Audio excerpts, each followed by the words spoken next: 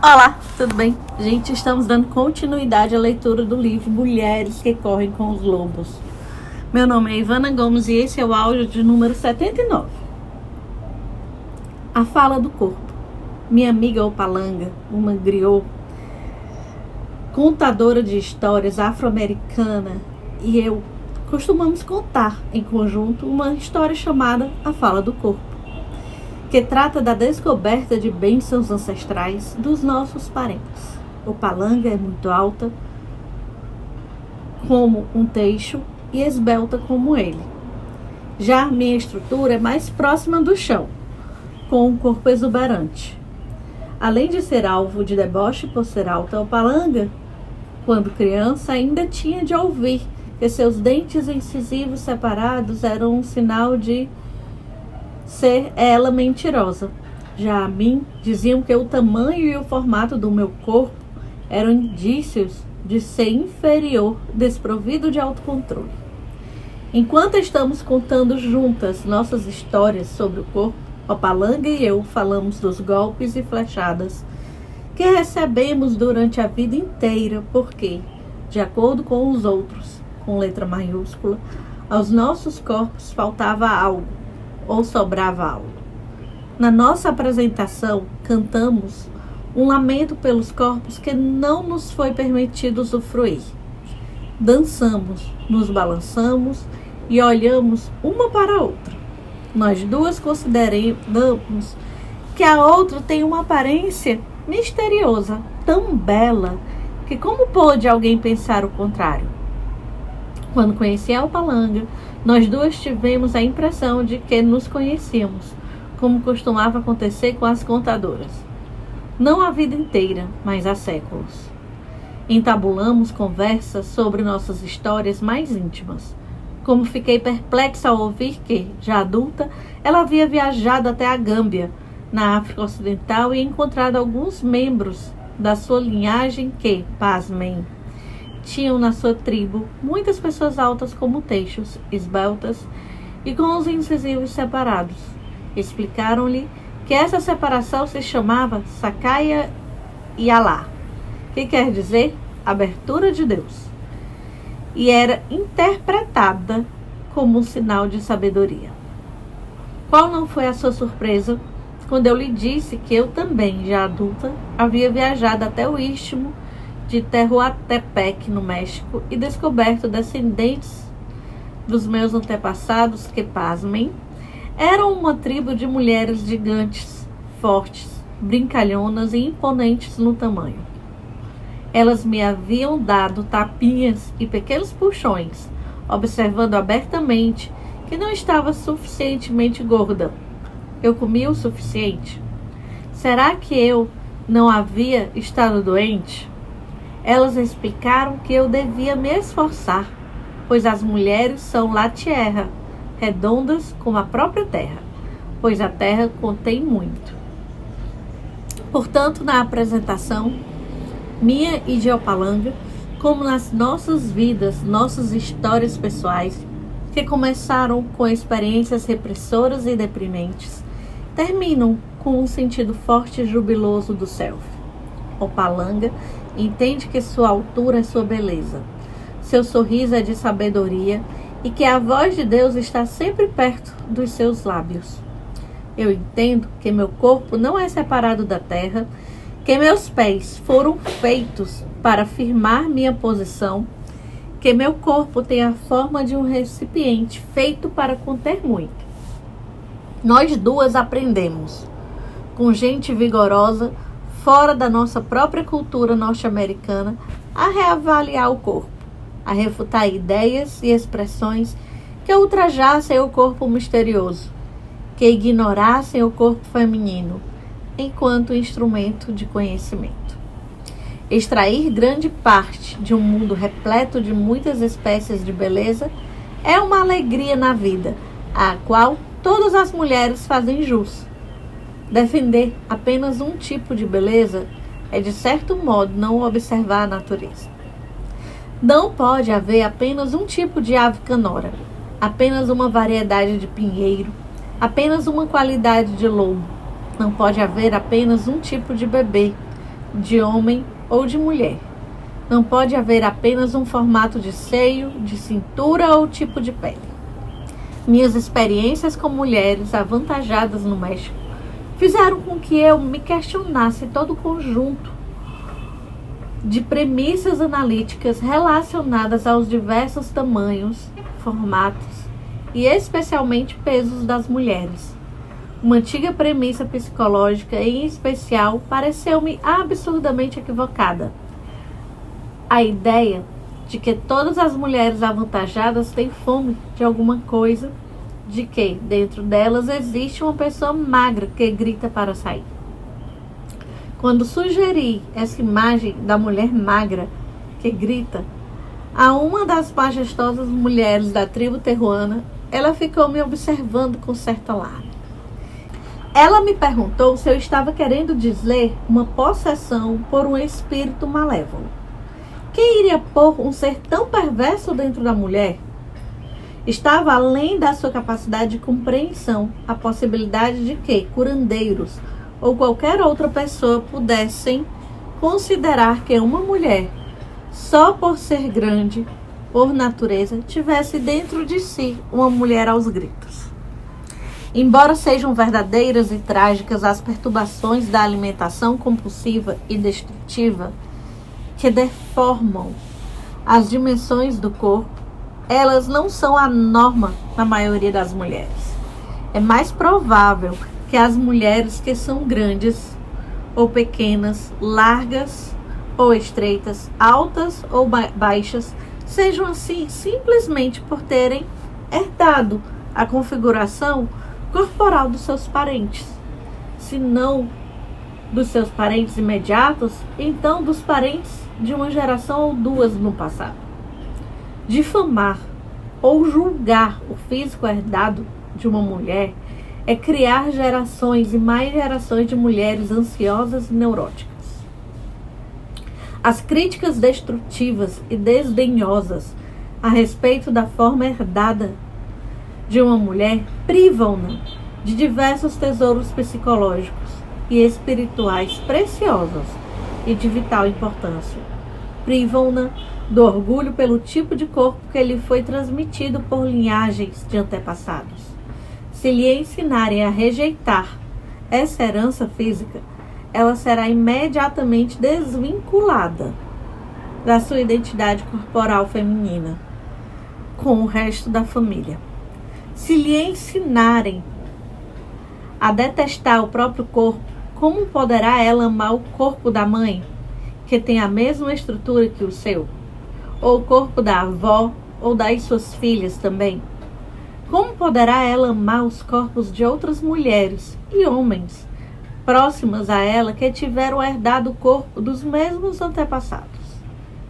Semelhante agressão a uma mulher destrói seu legítimo orgulho de parentesco com sua própria gente e lhe rouba a alegria natural que ela sinta por seu corpo, não importa qual seja sua altura, tamanho ou forma. No fundo, a agressão ao corpo da mulher é uma agressão de longo alcance que atinge tanto os que vieram antes dela quanto os que chegarão depois.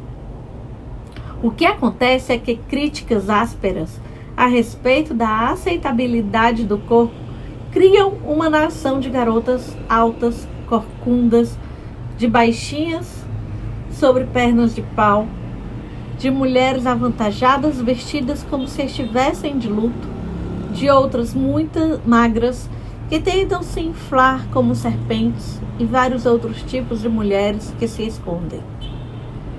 Destruir o vínculo instintivo da mulher com seu corpo natural subtrai-lhe a confiança. Faz com que ela insista em descobrir se é uma boa pessoa ou não e baseia sua autoestima na sua aparência em vez de na sua essência. Ela é pressionada a gastar sua energia preocupando-se com a quantidade de alimento que consome, com os números na balança ou na fita métrica. Essa destruição lhe dá uma ideia fixa e influencia tudo o que ela faz, planeja e prevê. No mundo instintivo é inconcebível que uma mulher viva absorta desse jeito com sua aparência. Faz total sentido manter-se saudável e forte, cuidar do corpo da melhor forma possível. No entanto, devo admitir que muitas mulheres têm uma faminta dentro de si, em vez de famintas por ter um certo tamanho, formato ou altura, em vez de famintas por se adequar ao estereótipo. As mulheres têm fome de consideração básica por parte da cultura que a cerca. A mulher faminta, ali dentro, anseia por ser tratada com respeito, anseia por ser aceita e, no mínimo, anseia por ser vista sem preconceitos. Se realmente existe uma mulher gritando para sair, ela está pedindo aos gritos que terminem as projeções desrespeitosas que os outros lançam sobre seu corpo, seu rosto, sua idade. A patologização da variação dos corpos femininos é uma tendência profunda, endossada por muitos teóricos da psicanálise. Sem a menor sombra de dúvida, por Freud, Martin Freud, por exemplo, em seu livro sobre o próprio pai, Sigmund, relata que a família inteira desprezava e debochava das pessoas corpulentas. Os motivos das opiniões de Freud estão fora do âmbito deste trabalho. É difícil, porém, entender como uma atitude desse tipo poderia contribuir para uma perspectiva equilibrada dos corpos das mulheres. Mesmo assim, basta afirmar que vários profissionais da psicanálise continuam a transmitir esse preconceito contra o corpo natural, estimulando as mulheres a voltar a atenção para um monitoramento constante do mesmo, privando-as assim de relacionamentos mais profundos e mais redefinados com a forma que herdaram. A angústia quanto ao próprio corpo subtrai à mulher uma fatia considerável da sua vida criativa e da sua atenção a outros aspectos. Esse estímulo a que a mulher comece a tentar esculpir seu próprio corpo é extraordinariamente semelhante ao processo de escavar a própria terra, queimá-la, descascar suas camadas, desnudá-la até os ossos. Onde exista uma ferida nas psiques e nos corpos das mulheres, existe uma ferida correspondente no mesmo local, na própria cultura e, finalmente, na própria natureza. Numa psicologia de caráter verdadeiramente holístico, todos os universos são interpretados como interdependentes, não como entidades autônomas. Não é de espantar que na nossa cultura coexistam a questão de esculpir o corpo natural da mulher, a questão correlata de entalhar a paisagem e ainda a de retalhar a cultura em partes que estejam na moda. Apesar de uma mulher não ter condição de parar a dissecação da cultura e das terras da noite para o dia, ela tem condição de interromper esse processo no seu próprio corpo. A natureza selvagem jamais defenderia a tortura do corpo, da cultura ou da terra. A natureza selvagem jamais concordaria em açoitar as formas com o objetivo de provar valor, controle ou caráter, de tornar essas formas mais agradáveis ao olhar ou mais valiosas em termos financeiros. Uma mulher não pode tornar a cultura mais consciente apenas com a ordem de que se transforme. Ela pode, no entanto, mudar sua própria atitude para consigo mesma, fazendo com que projeções desvalorizadas simplesmente ricocheteiem.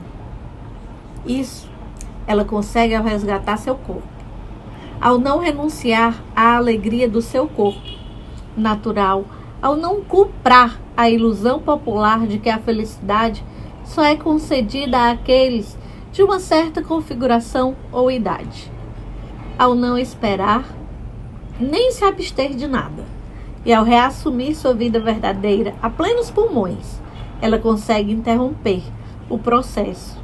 Essa dinâmica do amor próprio e da aceitação de si mesmo são o que dá início à mudança de atitudes da cultura. Gente, eu termino aqui este áudio. E assim, eu acho que esse áudio é um áudio, essa parte aqui do livro é extremamente importante, assim, principalmente nos dias de hoje, onde nós vemos tantas pessoas que estão assim, se cobrando, se auto-julgando, cometendo injúrias no próprio corpo, se submetendo a cirurgias. Não que não sou contra quem que faça, certo? Mas às vezes pela cobrança do outro e não pelo que ela deseja. E que se ela for fazer algo assim, seja pelo que ela deseja. Ivana, mas se ela faz é pelo que ela deseja. Gente, eu lembro muito, não quero citar o nome da pessoa, pode ser que não goste, mas assim, contando que tinha feito silicone por uma cobrança, né, que tinha pouco seio e por ter uma certa cobrança externa do corpo, referente ao corpo dela, que ela não tinha seio, ela pegou e foi colocar silicone. E o quanto, assim, agora, 4 anos depois, ela disse que ela hoje não faria mais. Lembrei também de uma outra que ela fez, foi retirar o silicone. Certo? Agora imagine quantas outras coisas a pessoa faz pelo que o outro cobra, pela que a cultura pede, né? E aí eu quero trazer um caminho para isso, talvez seja o autoconhecimento. Eu acho que é o autoconhecimento, o olhar para si, o como pensa de si e esquecer essas cobranças externas, sabe? Não olhar pelo que o outro fala, mas pelo que você mesmo fala para você. E aí tem que se ter um outro cuidado, que pode ser que é por ter escutado durante tanto tempo, né, que precisa isso, que é assim, que é assado, já tenha incorporado essa cultura do outro.